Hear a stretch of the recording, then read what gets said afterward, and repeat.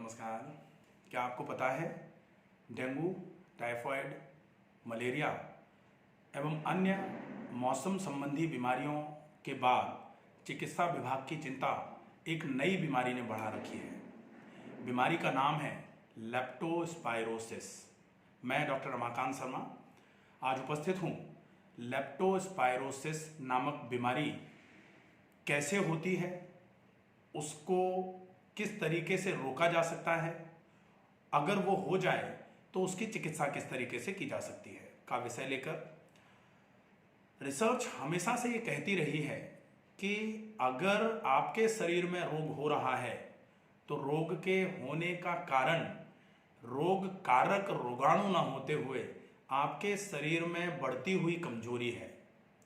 कहा जाता है कि रोग कारक रोगाणु शरीर में रोग तभी पैदा कर पाते हैं जब आपका शरीर कमजोर होता है, जब आपके शरीर में इम्यूनिटी, वाइटलिटी की कमजोरी आती है, कमी आती है।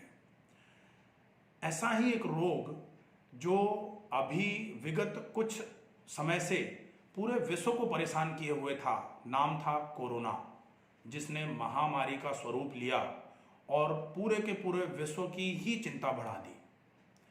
कोरोना जैसे जैसे ठीक होने लगा, कोरोना के साइड इफेक्ट्स के रूप में म्यूकरमाइकोसिस, ब्लैक फंगस आया। ब्लैक फंगस से भी बहुत लोग परेशान हुए, बहुत लोगों ने अपने बहुत अजीज लोगों को खोया। ऐसी ही एक समस्या जो लेप्टोस्पायरोसिस के नाम से अब फैलती चली जा रही है। लेप्टोस्पायरोसिस कॉजेटिव ऑर्गेनिज्म जो इसका है वो है लेप्टोस्पायरिया बैक्टीरिया।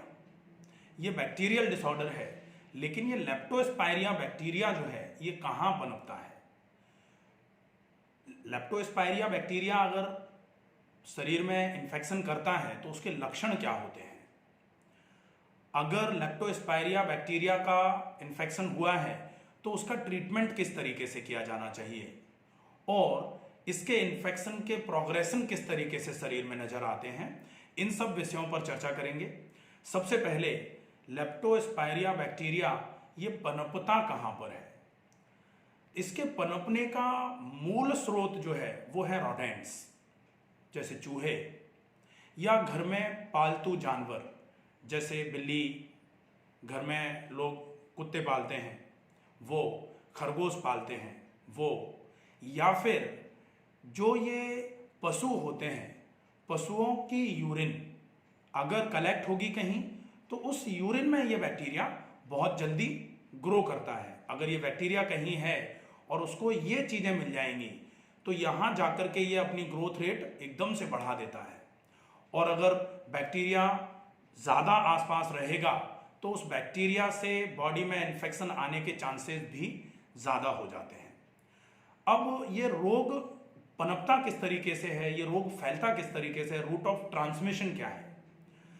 तो इन्फेक्टेड वस्तुओं से, किसी भी इन्फेक्टेड पदार्थ से हमने हाथ लगाए और उन्हीं हाथों को हमने आंख पर लगाया या नाक पर लगाया या मुंह में लगाया, तो हाथों पर अगर वो बैक्टीरिया आया है तो हाथों से आंख, नाक, मुंह या फिर कहीं कोई कट सरफेस है वहां पर अगर वो बैक्टीरिया का डायरेक्ट इन्वेजन होगा तो फिर वहां से ये बैक्टीरिया आपके शरीर में पहुंचना चालू हो जाता है। इस बैक्टीरिया का इंक्यूबेशन पीरियड क्या है? इंक्यूबेशन पीरियड से आप सभी लोग परिचित होंगे।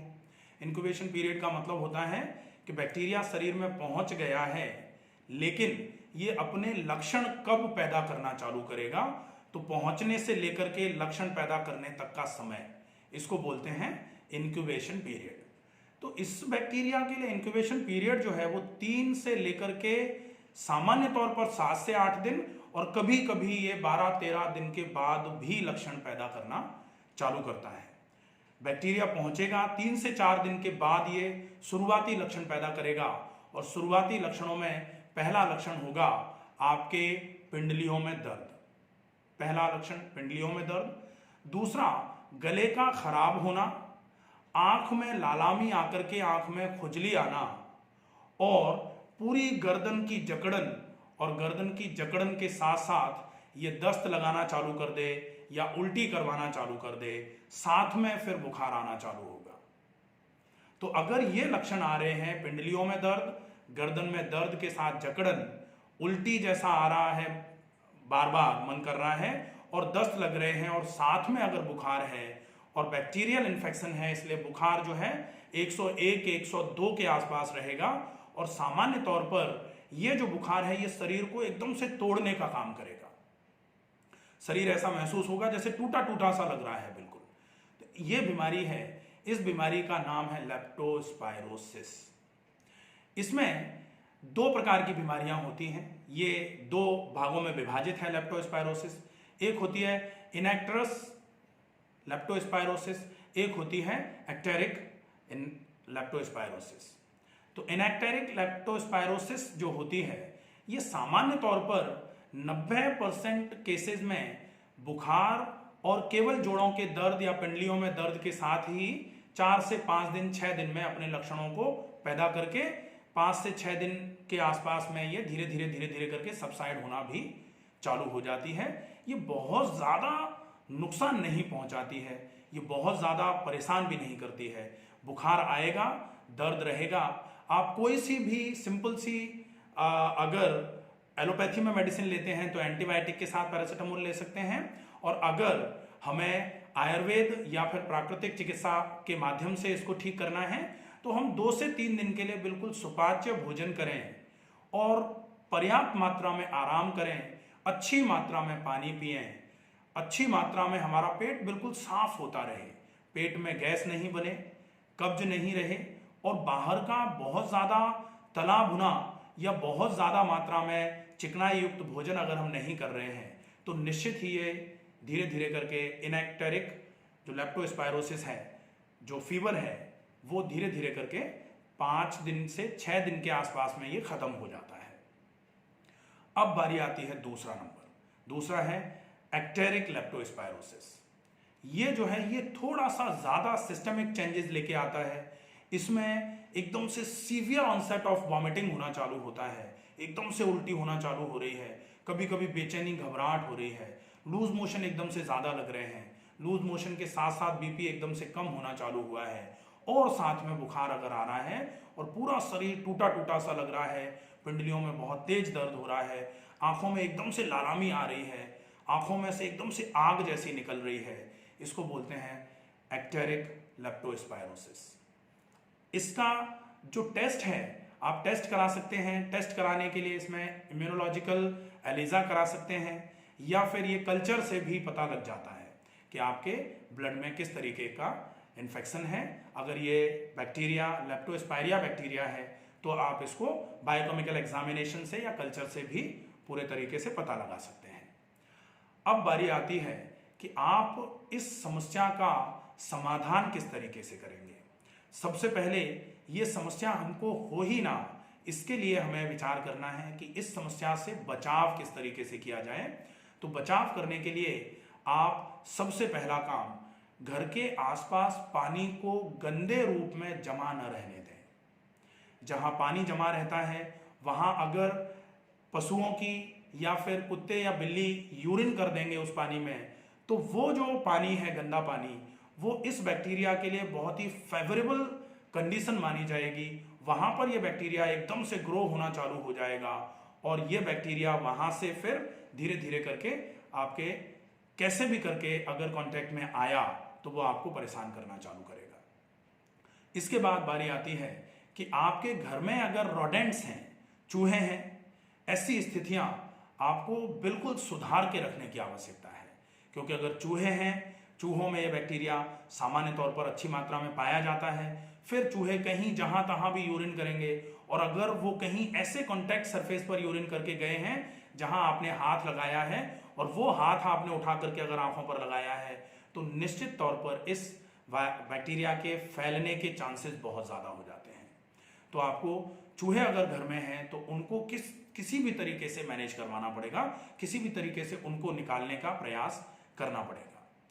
किसी के घर में अगर पालतू जानवर पाले हुए हैं किसी ने, तो उनका विशेष रखरखाव किया जाए, और उनको रखरखाव करने का जो पर्याप्त सामान होता है, जो उपकरण होते हैं, उन उपकरणों का सही तरीके से उपयोग किया जाए। पशु अगर घर में पाले हुए हैं तो तो पशुओं की भी प्रॉपर देखरेख करी जाए।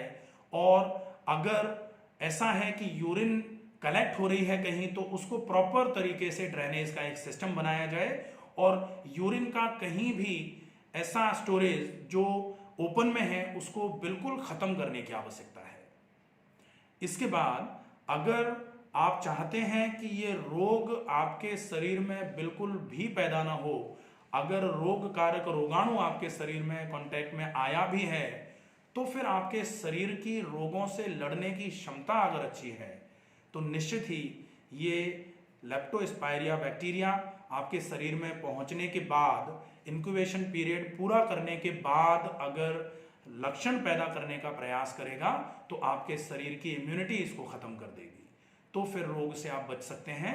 तो बचाव का एक सर्वोत्तम उपयोग जो किया जा सकता है, सर्वोत्तम साधन जो हो सकता है, वो है आप अपनी इम्यूनिटी को बढ़ा के रखें। इम्यूनिटी को बढ़ाने के लिए बहुत अच्छी मात्रा में बहुत मोटे आटे की रोटी का उपयोग, आटे में आप चाहें तो ज्वार या जौ का आटा या मक्के का आटा उपयोग में ले लें, गेहूं को कम मात्रा में लें, और अगर गेहूं का उपयोग कर भी रहे हैं तो बहुत मोटा आटा पिसवाएं। सब्जी की मात्रा ज़्यादा से ज़्यादा मात्रा में होनी चाहिए, और सब्जी में लौकी, तोरई, टिंडा, कद्दू या फिर आप हरी पत्तेदार सब्जियों का उपयोग ज़्यादा कर सकते हैं।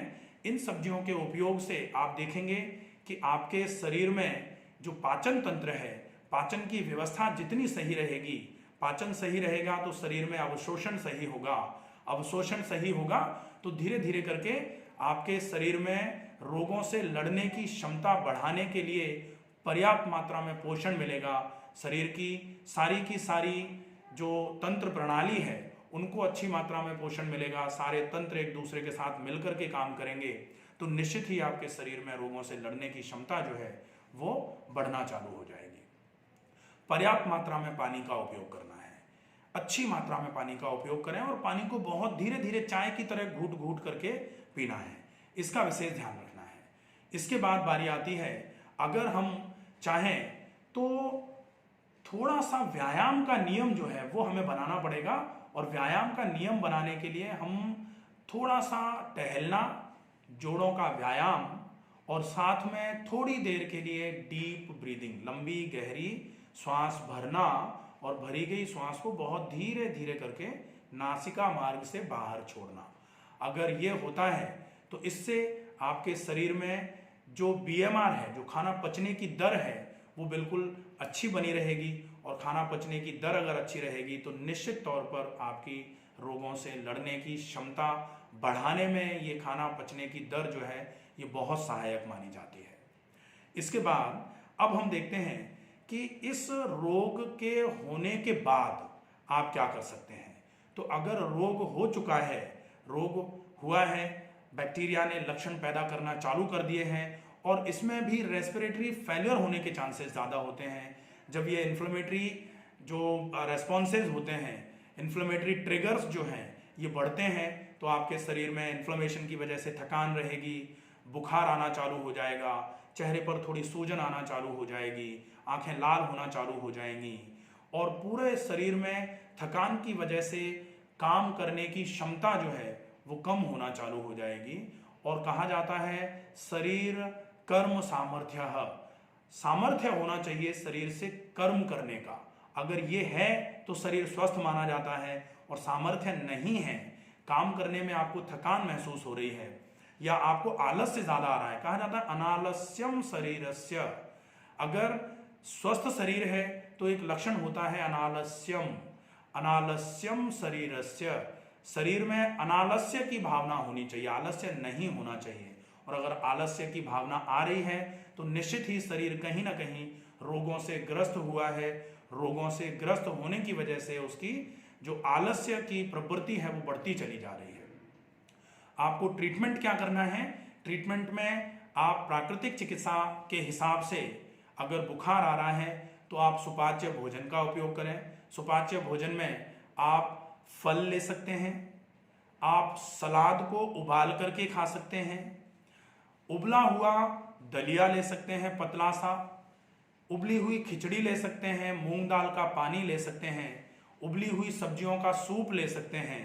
इसके साथ में आपको अगर ऐसा लग रहा है कि पाचन में थोड़ी ज़्यादा गड़बड़ी आ रही है, तो पाचन को सही करने के लिए आप चाहें तो गुनगुने पानी में नींबू और थोड़ा सा सेंधा नमक का उपयोग करें।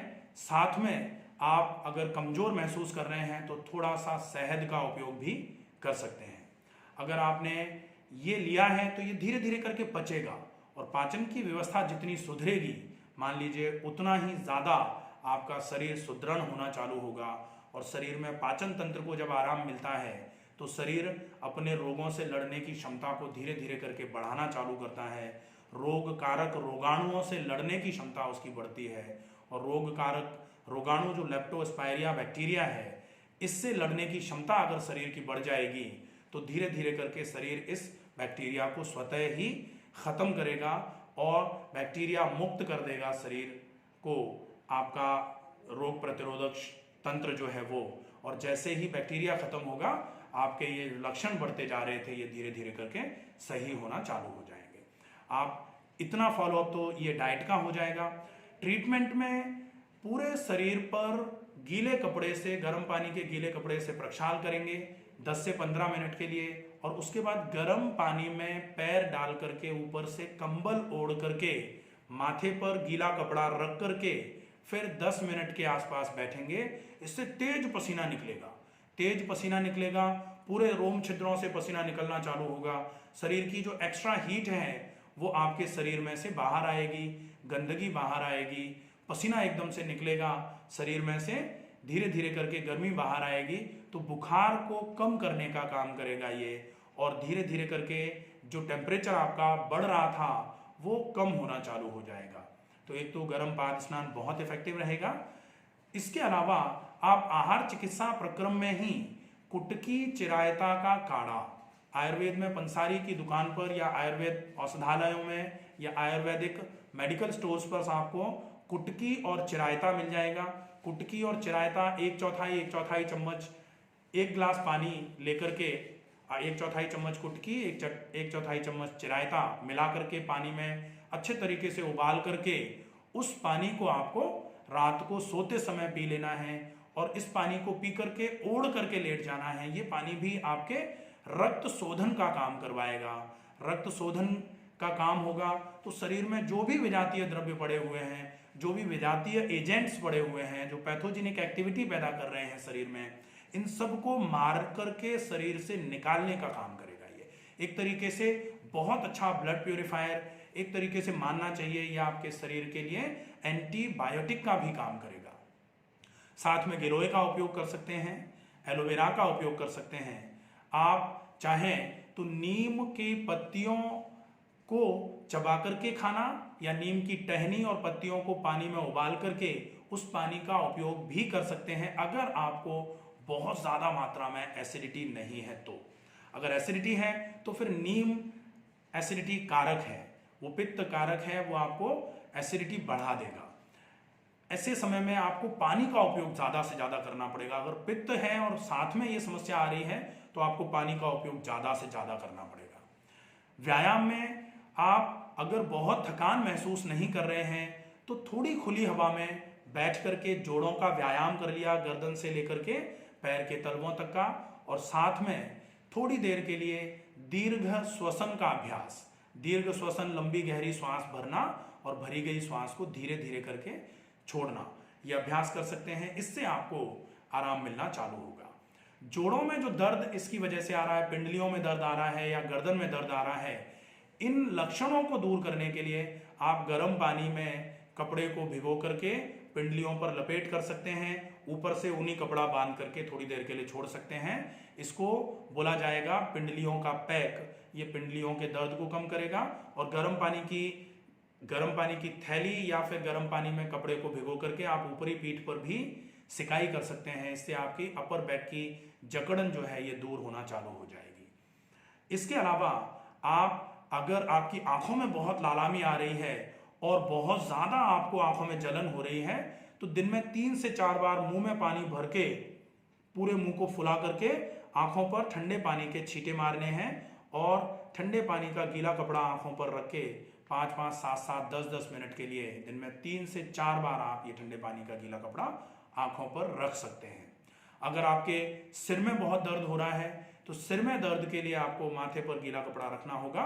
माथे पर गीला कपड़ा रख करके आप अपने गर्म होते हुए सिर को, कहा जाता है सिर ठंडा पेट नरम पैर गर्म, आपका सिर ठंडा होना चाहिए। सिर गर्म होना चालू होता है तो सिर में दर्द आना चालू हो जाता है, और सिर में जो दर्द आ रहा है, सिर का भारीपन जो है वो माथे को जैसे ही आप ठंडा करना चालू करेंगे, आपके माथे का भारीपन और दर्द धीरे धीरे करके कम होना चालू हो जाएगा।